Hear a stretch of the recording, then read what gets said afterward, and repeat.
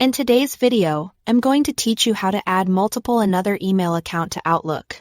We'll walk through both the new Outlook for Windows and the classic desktop version so you can follow along no matter which interface you are using. The goal is to help you add one or more additional email accounts smoothly, and I'll also share a few quick tips to avoid common hiccups.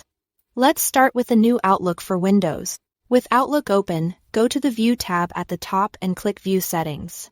In the Settings panel, choose Accounts, then Email Accounts.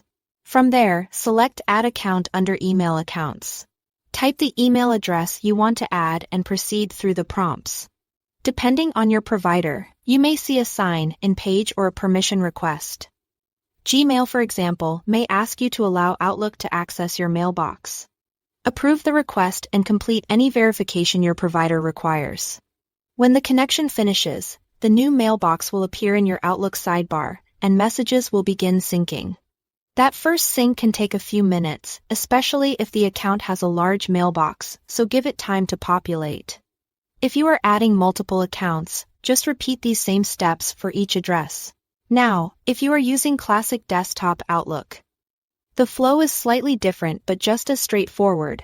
Open Outlook and select File in the top left corner. On the Account Information page, click the plus Add Account button. Enter the email address you want to add and choose Connect. When prompted, enter the password for that account and select Done. If your provider asks for extra verification, complete those steps to finish the sign. And you should then see the new account appear in the folder list on the left. If it doesn't show up right away, go ahead and restart Outlook to refresh the view. As before, you can repeat this process to add more accounts, one at a time. That's it. Thanks for watching.